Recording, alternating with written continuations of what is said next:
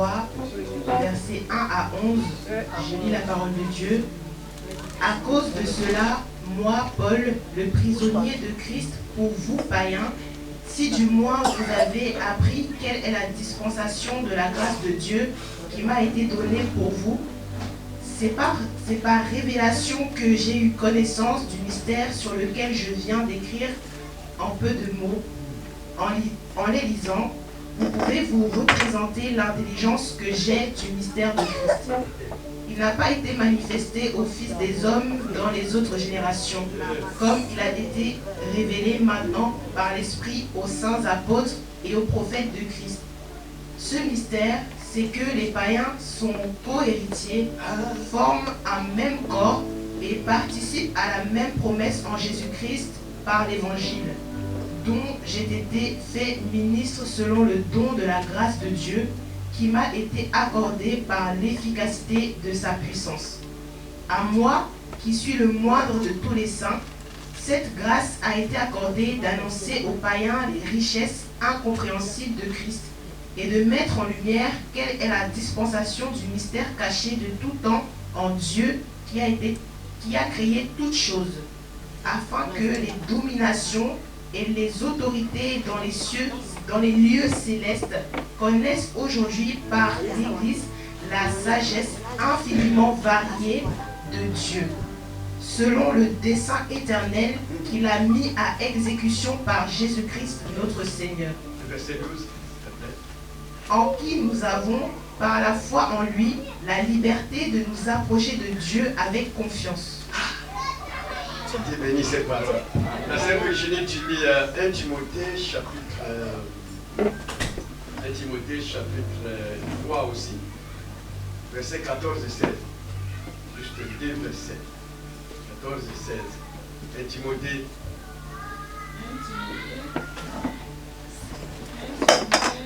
3.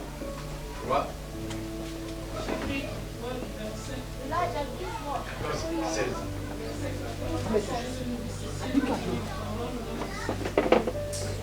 Je t'écris ces choses avec l'espérance d'aller bientôt vers toi.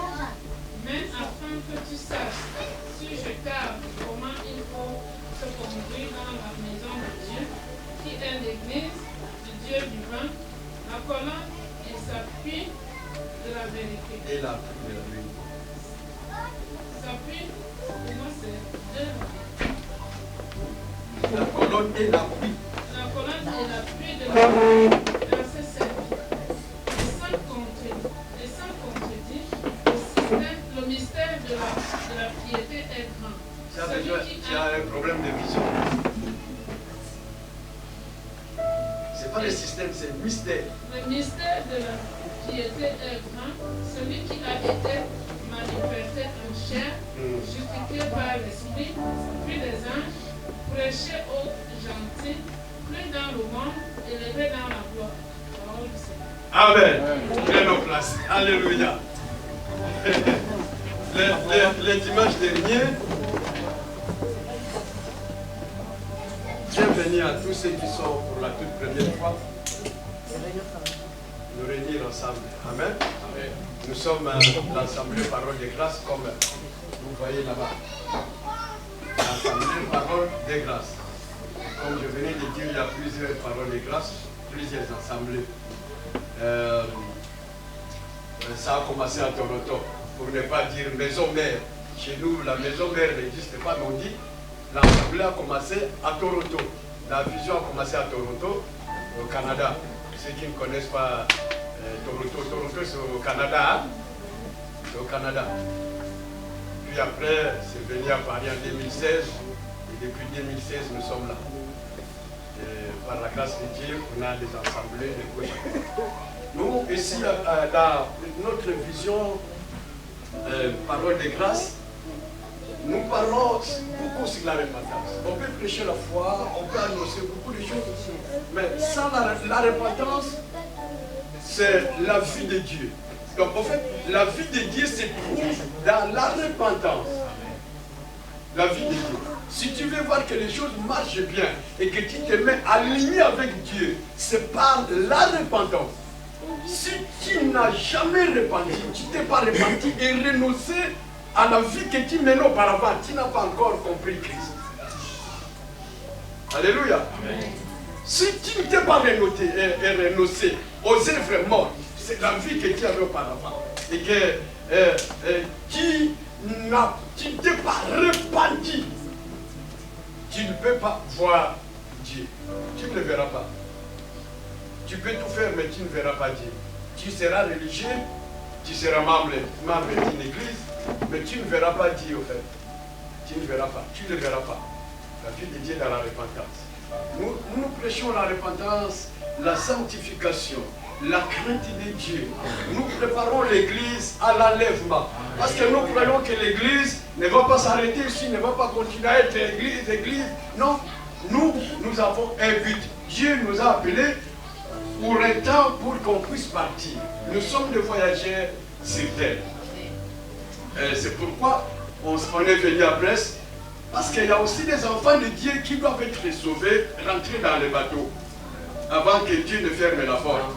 Il y a des enfants de Dieu ici à Brest, comme Dieu nous l'a dit, qu'il faut que mes enfants soient sauvés. Et dans ces bateaux qui s'appellent Parole de grâce, on essaye d'appeler tous ceux qui peuvent nous entendre pour venir entrer dans les bateaux, avant qu'il ne soit trop tard. Alléluia. Amen. Et n'oubliez pas que le Seigneur revient bientôt. Et ça ne va pas tarder, le Seigneur revient bientôt. Ne prenez pas la vie chrétienne comme d'habitude. Comme d'habitude, vous vous êtes habitués, on va à la messe, il y en a qui nous appellent ici. La messe commence à quelle heure? Moi je comprends qu'il y a encore la sémence catholique qui est dedans. Et il faut encore effacer par le sang de Jésus. Nous on ne fait pas la messe. On fait le culte. Amen. On rend le culte à l'éternel Dieu. La messe, c'est la cérémonie de l'Eucharistie. Vous voyez l'Eucharistie, le prêtre est là-bas avec beaucoup de choses. Après, ça coupe à lui seul. Après, les gros biscuits, il coupe en 3 morceaux, 4. Il met dans la coupe avec le vin. Nous, c'est pas ça. Nous, chacun de nous, Dieu a fait de tous ceux qui croient en Jésus-Christ les sacrificateurs, un royaume de sacrificateurs. Hein? Nous sommes tous des sacrificateurs dans le royaume de notre Seigneur Jésus.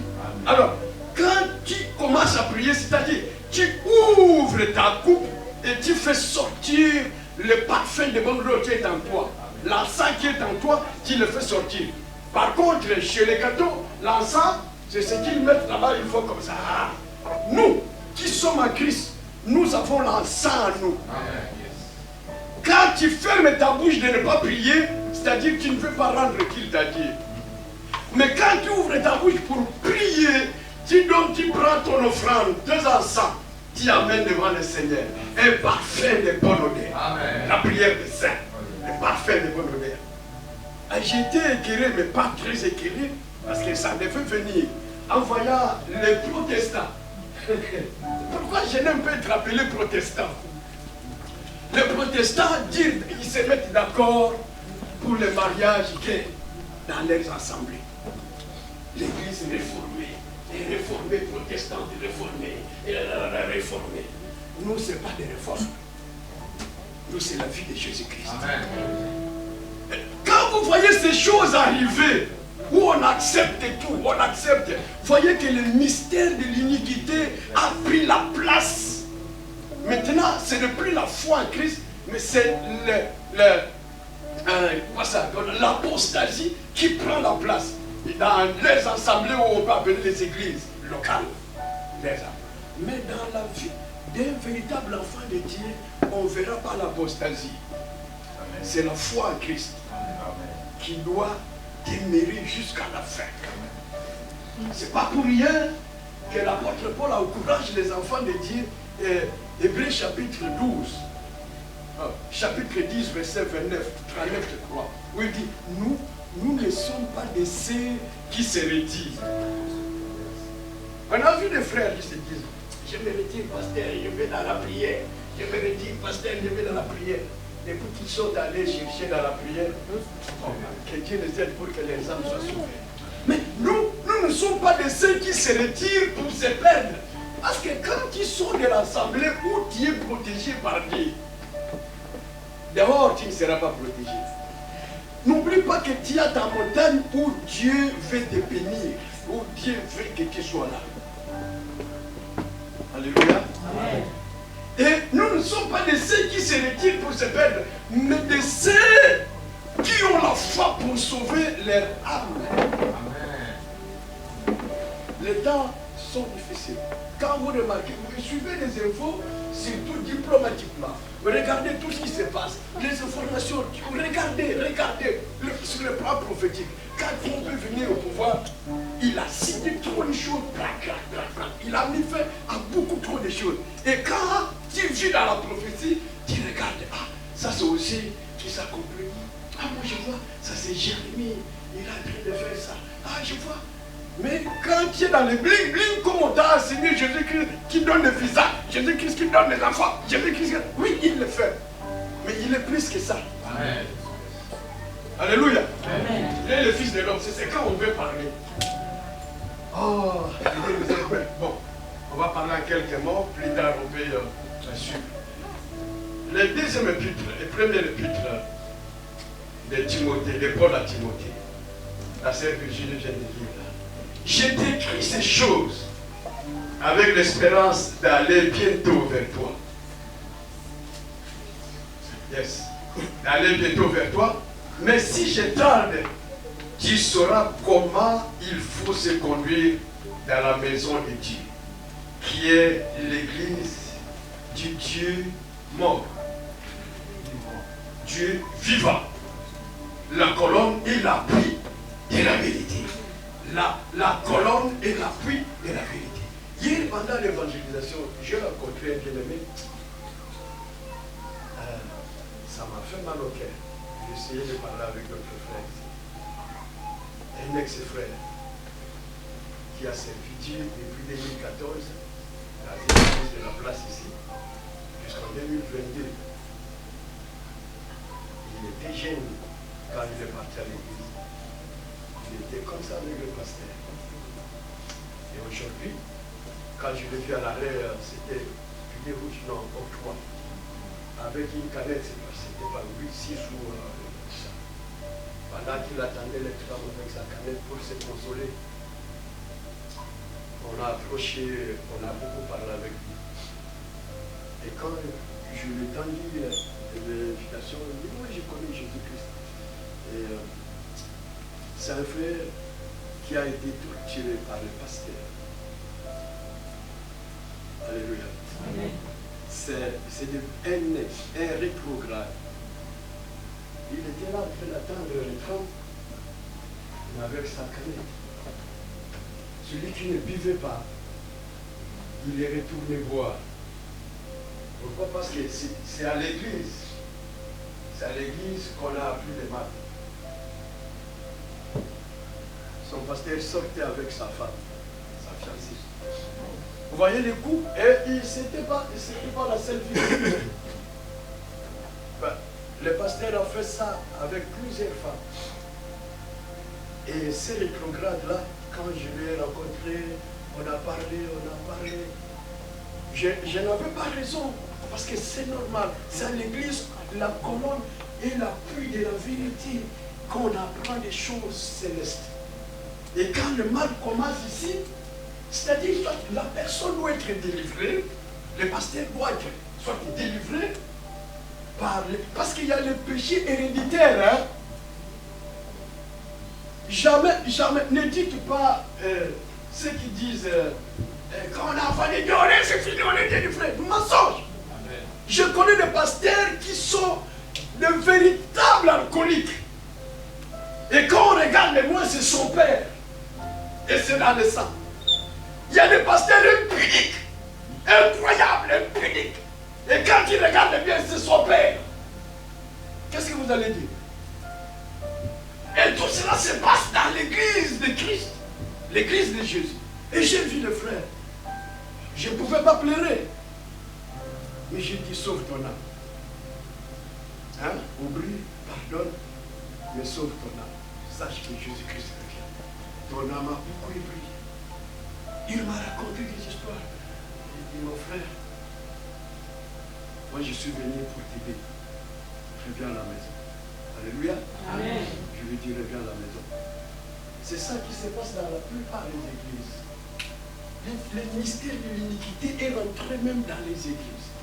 Quand vous voyez les choses comme ça dans l'église, soit l'homme, ça se passe souvent, il y a des prédicateurs, dans la chorale, dans les diacres, et tout.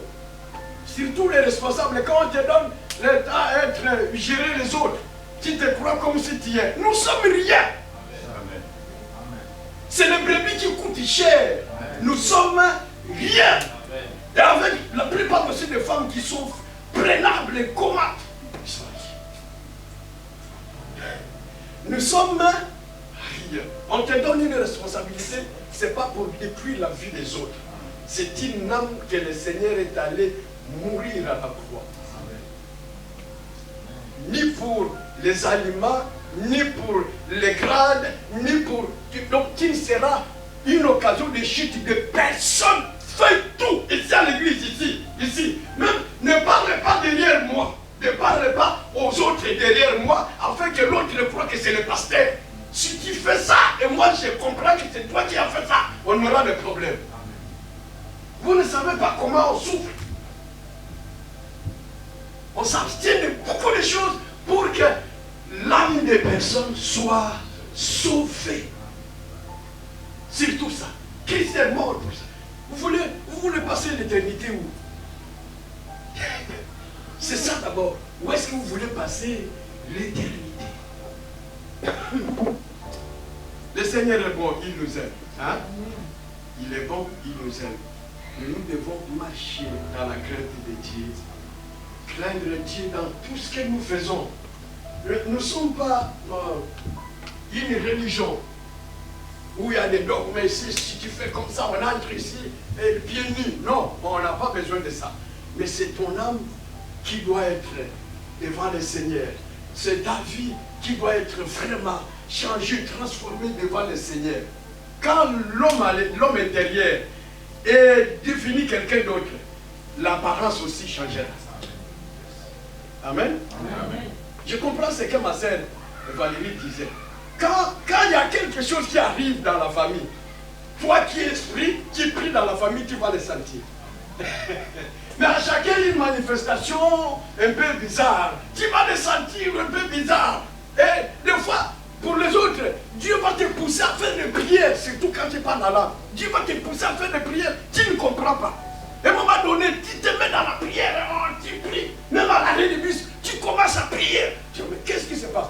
C'est pour amortir certains dégâts. Amen. Alléluia. Amen. Et après, quand le Seigneur te révèle, quand on voit les choses arriver, tu diras, ah, c'était pour ça. Alors, je ne vais pas sortir maintenant. Le verset 16. Et ça contredit les mystères de la piété. La piété, c'est quoi? Vous qui êtes les francophones. Moi, je suis un anglo-lingalais. Les francophones, dites-moi, la piété. L'attachement. Hein? Et ça contredit les mystères de la piété est grand. Ouais, il y a plusieurs mystères. Hein? C'est souvent l'apôtre Paul qui parle des mystères. Il y a les mystères de Dieu, il y a les mystères de Christ, il y a les mystères de l'iniquité, il y a les mystères de Babylone, il y a les mystères de l'Église, il y a les mystères des chandeliers, il y a les mystères de cette étoile, il y a les mystères, beaucoup de mystères. Alors, ici, ce mystère de la piété a été gardé pendant longtemps. Paul dit, et ça contredit, le mystère de la piété est grand. Il continue, Dieu a été manifesté en chair. Hein? Bon. Histoire ici des Trinitaires. Des fois, on se pose la question. Bon, la Bible dit, Dieu, c'est Paul qui révèle le mystère. Hein? Il dit, Dieu est manifesté en chair.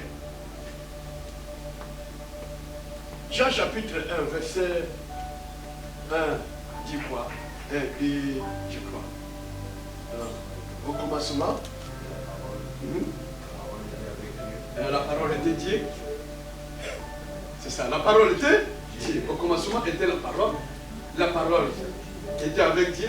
Et la parole elle-même est Dieu. Et plus tard, et cette parole est venue, hein, cette parole, il continue. Plus tard, cette parole, cette fait chair. Verset 14.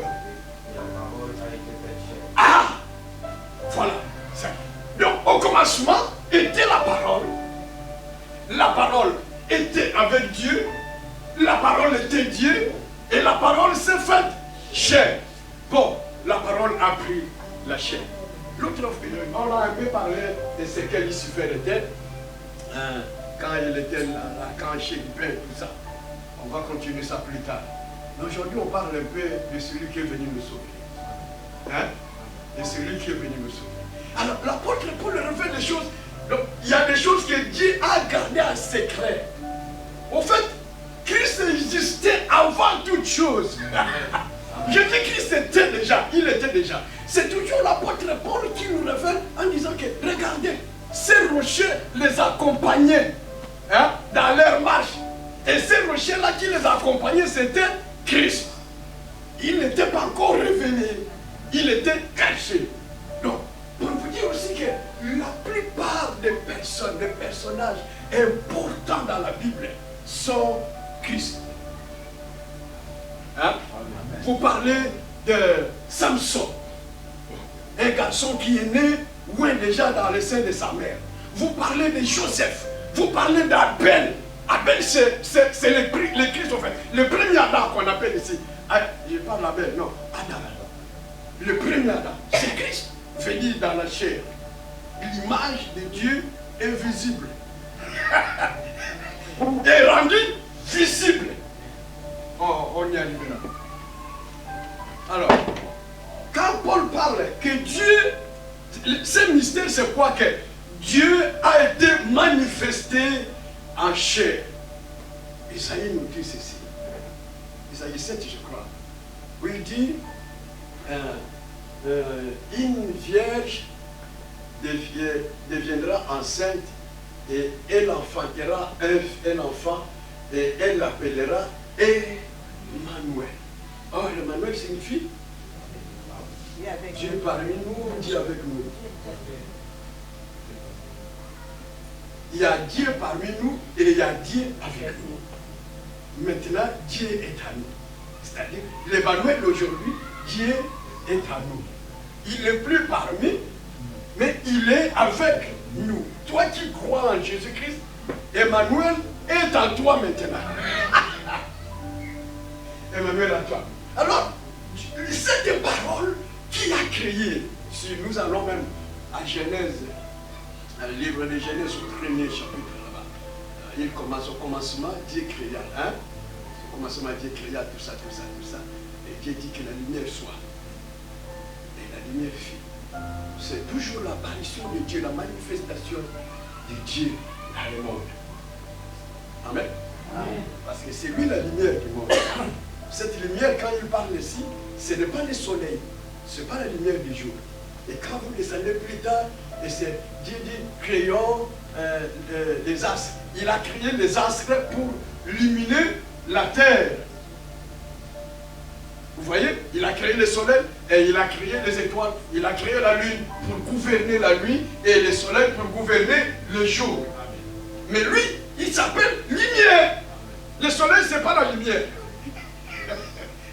Le soleil, c'est un astre qui éclaire. Vous me comprenez? Amen. Le soleil, c'est un astre qui éclaire. Et qu'on peut appeler la lumière du soleil. Mais c'est Dieu lui-même qui est lumière. Alors, Dieu dit, comment je peux sauver l'homme? Parce qu'en façonnant Adam, quand nous disons créé, le français aussi c'est compliqué, hein, avec ce vocabulaire. Adam a été créé esprit d'abord, et après Dieu a formé la chair. C'est comme toi aussi. Premièrement, tu es esprit, Et après, on te forme la masse. On te donne la forme pour marcher sur la terre. Sinon, tu ne peux pas vivre sur la terre si tu es esprit. Mais nos esprits à nous ont le droit de vivre sur terre. Pas à la planète Mars comme ces gens, les malades, qui se croient être intelligents. Nous allons habiter au Mars ou à la Lune, qu'ils essayent, ils vont voir. Nous là, c'est la masse. Cette masse ici, c'est faite avec la terre. Elle ne peut vivre que sur terre, même pas sous les eaux. Vous voyez, quand tu descends dans les eaux là-bas, tu ne vas pas bien respirer. Tu sors, tu n'es pas les reptiles. Il y a les reptiles qui peuvent supporter et les eaux et la terre. Par exemple, les crocodiles, ils sont dans l'eau et ils sont dehors. Il y a des serpents qui sont aussi comme ça. Mais toi, tu ne peux pas supporter et rester pendant longtemps dans les eaux si tu n'as pas les appareils. Vous me saisissez? Alors, qu'est-ce que Dieu fait? Maintenant, il veut sauver l'humanité. Maintenant, il doit se révéler. Il doit se révéler. Quand Adam a chuté, c'était son plan. Adam, c'était l'œuvre de Dieu. Alors, quand le diable est venu, a amené l'iniquité et que l'homme a péché. Maintenant, il faut que Dieu ramène l'homme à la maison. Mais comment? Comment ramener l'homme? Parce que quand Satan dit, vous ne mourrez pas, vous deviendrez comme Dieu. Ah, ils ont dit, ah bah ils ne se sont même pas posé la question, mais bon, nous sommes qui d'abord avant de devenir comme Dieu? S'ils avaient compris qu'ils étaient des dieux, ils n'allaient pas écouter ce que Satan avait dit. Hein? C'est comme toi là, qui as reçu Jésus-Christ, c'est quelqu'un d'autre vient avec d'autres semences pour te dire goûter de Jésus-Christ. Ça va arriver, hein? Ça va venir, ne vous inquiétez pas. Ça va arriver. Alors, Dieu cherche maintenant comment reprendre l'homme, comment lui donner encore l'autorité, les droits d'aînesse qu'il avait. Parce que quand Dieu a placé Adam dans les jardins, il lui a confié. Vous savez que l'homme est créé en dernier. Hein? L'homme est venu en dernier. Dieu a déjà tout créé. Et maintenant, il cherchait qui peut gérer tout ce que j'ai fait. Ce n'est pas les âges qui doivent gérer ce qui est matériel. Alors il a dit, il faut que je crée quelqu'un, je donne la responsabilité à quelqu'un qui peut être à la fois physique pour toucher les choses physiques et à la fois esprit pour dominer la terre. Ce n'est pas seulement la terre qu'on voit. Hein? La planète ici, pour gérer ça, il faut aussi des esprits. Il faut aussi l'esprit. C'est l'esprit qui doit parler aussi contre les vents, par exemple. Et le Seigneur a fait des choses afin que Adam soit à la fois physique et à la fois esprit.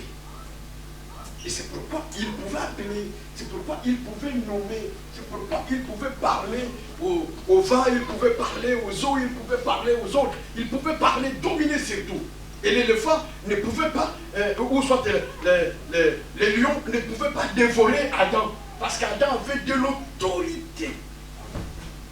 Maintenant que l'iniquité est entrée, le péché est entré, le péché c'est la séparation de l'homme et Dieu, son créateur.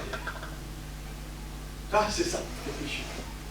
Quand tu tombes dans la désobéissance, le péché c'est aussi la désobéissance, hein, premièrement. La désobéissance à la loi de Dieu. Quand tu désobéis, peu importe ce que tu vas suivre après, l'idolâtrie, tout ça. Mais la première chose, c'est la désobéissance. Dès que tu désobéis, tu as péché. Hein? Ce qu'ils ont fait au jardin d'Éden. Qu'est-ce qu'ils ont fait? Ils ont écouté ce que les démons ont dit, et Satan a dit par rapport à ce que Dieu les avait dit. Maintenant, Dieu cherche comment ramener l'homme auprès de lui. Quand Abel est mort, le Seigneur a parlé. Ce n'est pas le moment qu'Abel puisse mourir. Ce n'est pas son sang qu'on a besoin. Et il a tenté avec Isaac. Il a essayé avec Isaac. Abraham, offre-moi ton fils unique. Et Abraham a obéi. Il amène l'enfant. Dieu pour voir. Non, ce n'est pas le sang d'Isaac. Le sang d'Isaac ne peut pas sauver. Le sang d'Isaac ne peut pas guérir. Le sang d'Isaac ne peut pas délivrer. Il a essayé. Maintenant, il veut que lui-même vienne. Mais il ne peut pas descendre dans la gloire. Alléluia. Amen. Il est glorieux. Personne ne peut supporter la présence de Dieu ici. Personne. Dieu dans la gloire. Il a dit à Moïse, personne ne peut me voir et vivre. Il est à la fois du feu. Ce n'est pas nos feux ici que les pompiers peuvent éteindre. Non. Ce feu-là, il n'y a personne qui peut l'éteindre. Ce n'est même pas le feu de volcan. Lui, on appelle le feu dévorant. Bon, comment il peut descendre pour sauver l'homme? L'homme mourra déjà quand il descend dans sa gloire. Il ne peut pas. Ils ont vu que non, il faut qu'on devienne comme l'homme. C'est pourquoi, que si vous lisez le livre là, quelques plus tard, Hébreu, le Seigneur dit, tu m'as formé un corps. Hein? Ça c'est Jésus-Christ qui dit, tu m'as formé un corps. Vous êtes avec moi? Amen. Il faut que tout le monde comprenne les mystères de la Dieu. L'amour de Dieu manifesté pour nous. Nous prions ici parce qu'il y a eu le sang. Parce que Dieu lui-même est venu sur terre pour nous sauver. Alors, ici, c'est la question maintenant de dispensation. Quand nous parlons Dieu le Père, bon, il n'y a pas un Dieu qui est là. Oh, moi je suis le Père. Et il y a un autre Dieu qui s'appelle le Fils. Et il y a un autre Dieu qui s'appelle le Saint-Esprit. Il y a combien de trônes alors? Il y a combien de trônes? Mais ici la question c'est que Dieu vient dans la dispensation. Comme vous voyez comment il a fait avec Abraham, Isaac et Jacob. Après il n'a plus fait ça. À Abraham comme père, à Isaac comme fils, à Jacob comme le Saint-Esprit. Donc c'est une dispensation. Il prend maintenant le corps pour venir sauver. Parce qu'il doit devenir comme toi. Il doit devenir comme toi et compatir avec toi. Mais sans péché, sans courir derrière les femmes, sans aller dans les boîtes de nuit. Il a pris un corps. Tu m'as formé un corps. C'est-à-dire un esprit de haut là-bas, il prend un corps avec son sang. Le sang est d'abord spirituel. Hein? Amen. Le sang, c'est pas ici. Non, non. Le sang est spirituel. C'est pourquoi quand on vide le sang, l'homme tombe. L'homme est dans le sang. Le sang, on le voit. Physiquement, on peut voir le sang. Tu te blesses là, il y a le sang. Tu saignes. Ah, d'accord.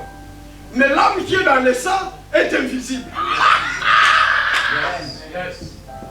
Oh, la vie est dans le sang. Quand tu te blesses, le sang coule. C'est-à-dire une partie de vie coule dedans aussi. Et il dit, les gars, mais on ne voit pas la vie qui sort dans le sang. On ne voit pas l'âme qui est dans le sang. On voit tout simplement le sang qui coule. Ce n'est pas pour rien les satanistes aiment boire le sang. Hein? Tu comprends, papa Pedro? Les satanistes aiment le sang. C'est parce que dans le sang là, il y a la vie. Il y a l'âme en fait. L'âme est dans le sang. Ton âme est dans le sang. Alors, le Seigneur dit, en venant sur terre, il doit venir avec le sang là-bas. Parce que le sang d'Adam a été corrompu. Hein? Dès le commencement là-bas, le sang a été corrompu. Et ceux qui sont sortis, Seth, que ce soit Caïn, Abel, Seth, et tous les autres en passant par Enoch, et envoyant Noé, et aller jusqu'à Abraham, Isaac, Jacob, et David, et Moïse, tout le monde, le sang a déjà été corrompu. Il y a le péché qui descend. Vous voyez par exemple ici on parle de l'hérédité. Abraham était un grand esprit. Mais sa femme avait un problème de la stérilité. Il enfante Isaac. Isaac aussi, sa femme, a toujours le même problème. Mais c'est des grands esprits. Amen. Amen. C'est des grands esprits. L'hérédité continue. peau de Sarah, sa femme, parce qu'elle était belle devant Abimelech. Isaac aussi arrive à son temps, il ment aussi. Jacob aussi à son temps, sa femme qu'il aimait, Rachel, était aussi stérile. Vous voyez l'hérédité, comment ça descendait? Dans le sang des patriarches. Alors le Seigneur dit, il faut que le sang vienne d'en haut, un autre sang qui n'a rien à voir avec le sang qui est déjà sur la terre. Amen. Il lui a formé un corps. C'est-à-dire un esprit qui vient en mission. Si on va à Hollywood, il y a ceux qui vont en mission, on lui dit, habille-toi comme ça, mais pas comme ça, mais comme ça, mais comme ça, habille-toi comme ça. Comme les cowboys, nous on regardait beaucoup les films des cowboys, avec les revolvers ici. Maintenant, il prend un corps. Et un corps, on a déjà donné le nom à ce corps-là. Le nom d'Emmanuel. Et quand le corps devient une réalité, on donne le nom de Jésus. Jésus-Christ. Christ, ça signifie moins ou Messie. Et Messie signifie aussi moins. Après, il prend le corps, il sort. Il sort. Il grandit, il prend le rythme de tout le monde, tous les enfants sur la terre. Parce que c'est lui qui a fait cette loi. Il ne pouvait pas venir autrement. Il devrait naître. C'est le diable qui est venu autrement, comme le voleur. Lui, il est venu, il doit naître, faire le cycle normal, le parcours normal d'un être humain sur terre. Il passe dans le sein de sa maman, mais déjà rempli du Saint-Esprit, il sort. Et à 12 ans, il commence déjà à s'intéresser aux affaires de son père. Il prend la nature du fils, le rôle du fils. Il joue le rôle du fils. Hein? Par rapport à ce que Paul nous dit. Le mystère de la piété est grand. Dieu manifesté en chair, pas en esprit, manifesté en chair. Et il prend le corps, il commence à grandir. Seulement les grands esprits connaissaient que Jésus-Christ est là. Et au jour de sa naissance, il y a eu des mages qui sont venus de loin. Ils ont remarqué qu'il y a un roi qui est né. À l'époque, il y avait encore César. Ils sont allés le voir. Hérode, c'était Hérode.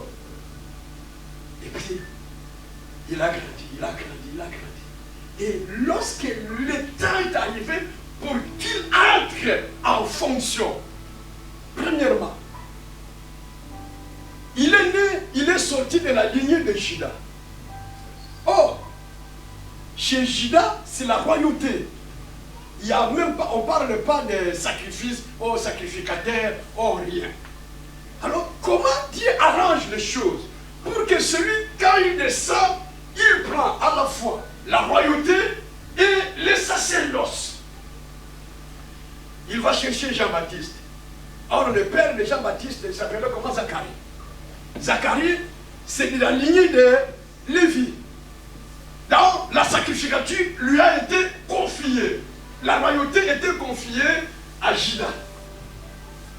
Tous ceux qui sont de la lignée de Juda sont des rois. Comme toi aujourd'hui, tu es devenu roi ou reine à Christ. Amen. Amen. C'est pourquoi on les appelle des princes et des princesses. Comporte-toi comme un prince, comme une princesse.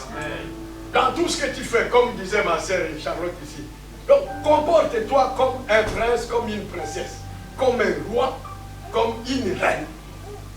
Nous sommes de cette lignée-là. Regarde, Dieu nous a mis là-dedans. Comme ça, c'est la parenthèse. Et puis, il s'arrange. Il va voir Zacharie. Et sa femme aussi n'avait pas d'enfant. Elle était devenue vieille. Dieu va voir Zacharie. C'était le jour où Zacharie devrait entrer dans les tables. Ils ont tiré par sort. Tiré du sort et c'était tombé à Zacharie. Zacharie est allé dans le temple. Et là, l'ange s'est manifesté. L'ange de Dieu lui est apparu. Il lui a parlé. Et quand les choses se sont faites, Élisabeth enceinte, Marie aussi enceinte. Élisabeth avait l'avantage 6 mois avant Jésus-Christ. Et quand elles se sont croisées, saluées, c'est qu'elle est devenue une récitation dans une religion. Ils se sont salués, Marie et et Élisabeth se sont salués. Et la salutation là, ça venait de là. La semence que portait Élisabeth et la semence que portait Marie se sont parlé. Les esprits se sont parlé. Et maintenant que Jean-Baptiste a commencé son ministère avant Jésus, Jésus doit passer par là pour faire la compensation. Donc, c'est-à-dire récupérer le ministère et le sacerdoce et amener à la royauté. Il devient à la fois roi et sacrificateur. C'est pourquoi nous l'appelons souverain sacrificateur. Quand ils arrivent aux eaux de baptême, l'Esprit de Dieu a déjà parlé à Jean. Quand la personne que tu verras, la colombe venir se poser sur elle, c'est celui-là. C'est celle-là. Et Jean baptisait. La colombe, comme vous voyez là, ce n'est pas le Saint-Esprit. Hein? Ça, c'est le dessin, tout simplement. Ça, c'est pas le Saint-Esprit. Le Saint-Esprit peut prendre ça. C'était le signe. Hein? C'était le signe pour que Jean puisse reconnaître. Ah, parce qu'il baptisait déjà. Il baptisait. Et il a vu une personne qui venait vers lui. Il ne connaissait pas Jésus-Christ. Il voit une personne qui arrive vers lui. Il dit, je comprends dans son esprit. Mais normalement, c'est toi qui dois me baptiser. Parce que tu es plus grand que moi. Pourtant, j'ai aimé avant Jésus. Il dit, mais c'est toi qui devrais me baptiser. Et Jésus lui dit, non, accomplissons la loi. C'est-à-dire, je viens, on fait la remise et reprise. Je récupère la sacerdoce comme moi je suis descendu. Et quand Christ est descendu, tous les cultes dans les temples qu'il faisait là-bas ou dans les synagogues étaient caduques. Parce que celui qui s'appelle la parole est sur terre. Alléluia. Amen. Tout ce que les rabbins pouvaient faire de gauche à droite dans tous les temples, c'était rendu caduque. Parce que lui-même, la parole est descendue. La parole s'est faite chair, a pris une forme humaine pour parler aux hommes. Et non, c'est toi qui dois me baptiser. Bon, accomplissons les Écritures. Il a été baptisé. Baptisé, il sort. Quand il est baptisé, maintenant le ministère des gens aussi doit prendre fin pour que lui, il commence son travail. Et là, il doit commencer son œuvre. Il dit, je suis venu chercher et sauver ceux qui étaient perdus. Nous. Voyez combien ça vient déjà là? Il prend le corps et il entre. Le jour où il est entré dans la synagogue, dans les temples, c'était la synagogue au temple, Luc 4. Dans les temples, on lui a donné un rouleau des ailes. Et il lit juste la place où il est écrit pour lui. L'Esprit du Seigneur est sur moi. Alléluia. Lui encore, il s'est dit quoi? Qui a ce passage-là? L'Esprit du Seigneur est sur moi parce qu'il m'a oint. Luc 4, à partir verset 16, 18.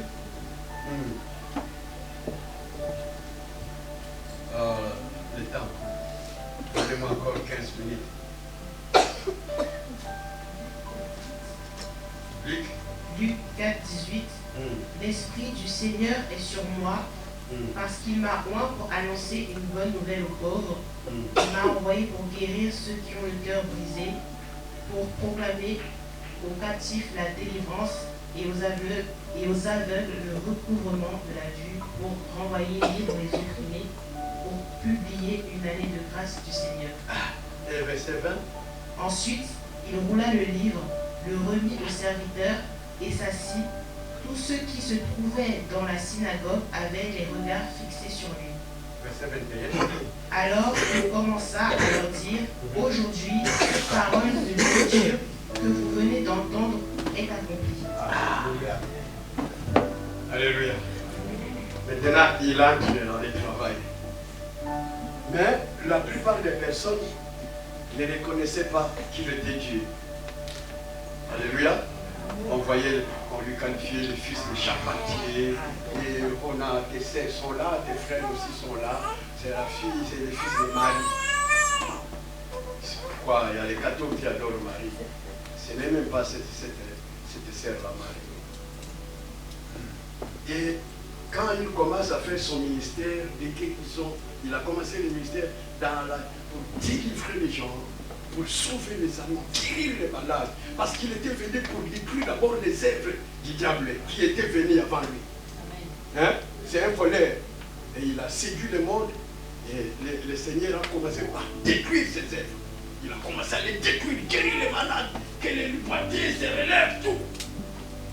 Mais les sacrificateurs, les sadducéens, les rabbins, tout comme ça, ne comprenaient pas que c'est Dieu qui est déjà là, en fait.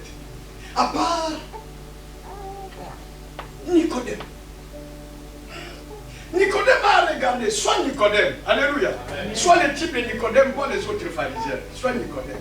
Nicodème a regardé, il a observé tout.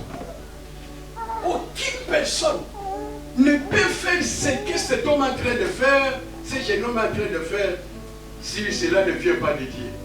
Il est allé la nuit pour le voir. Et là, ils se sont parlé avec le Seigneur. Et malgré ça, personne ne savait que c'est Dieu manifesté en chair. Mais c'est seulement quand Jésus entre quelque part, il y a le démon qui crie. Ah! Toi, on te connaît! Oh, ah! Le démon révèle l'identité de Christ aux chrétiens qui sont dans les églises. Il n'y avait pas de chrétiens à l'époque. Il y avait que des pharisiens, les autres, tout ça en Israël. Alors, ils entendaient les démons parler. Toi, on te connaît. Est-ce que c'est le moment que tu viennes? Est-ce que ce n'est pas encore le temps? Et pourquoi tu es venu nous chercher? Mais les autres ne comprenaient rien.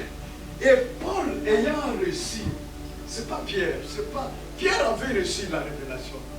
Quand ils étaient à la montagne, il a vu Jésus se transformer. Alléluia. Amen. Et il rend témoignage, même Jean aussi, dans son épître, il rend témoignage. Nous étions avec lui, nous l'avons touché, il était au milieu de nous.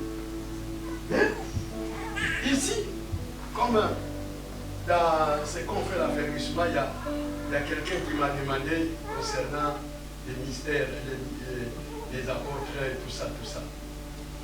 Paul est l'un des apôtres, des rares apôtres. Vous savez comment Dieu l'avait appelé, hein? Vous savez comment Dieu a appelé Paul. C'était un criminel et un assassin. Mais alors, quand il est sauvé, Dieu le prend comme un captif, comme un roi. Il l'amène au ciel, au 3e ciel. Et là, il révèle les mystères qui étaient cachés au fait. On ne savait pas qui était Christ. Comme dans la plupart des églises, on fait seulement Noël et tout ça. Et après l'année prochaine, on commence encore à chanter Noël. Mais Christ, c'est pas ça. Christ, c'est mystère. Alléluia. Christ, c'est mystère. Et quand Paul est allé là-bas, on lui a révélé le Christ. On lui a révélé le salut. On lui a révélé le plan de Dieu qui était gardé pendant longtemps en secret.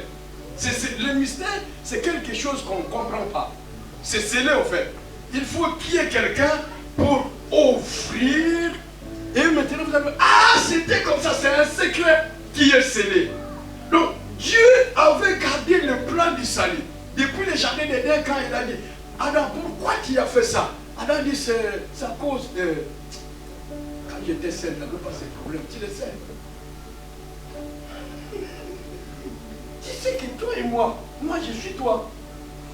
Mais quand tu m'as amené ça, et puis il y a les problèmes qui arrivent.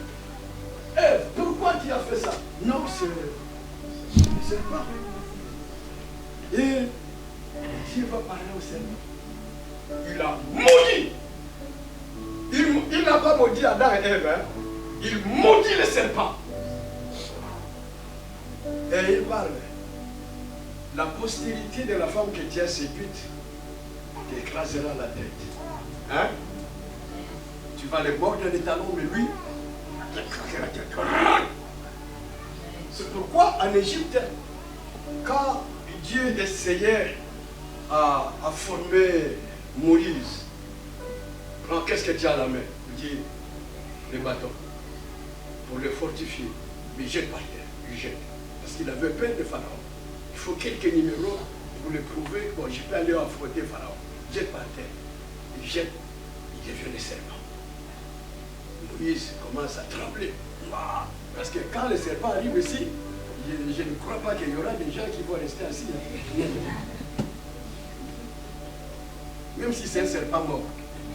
Il suffit d'un serpent qui est déjà mort, même la tête de poupée.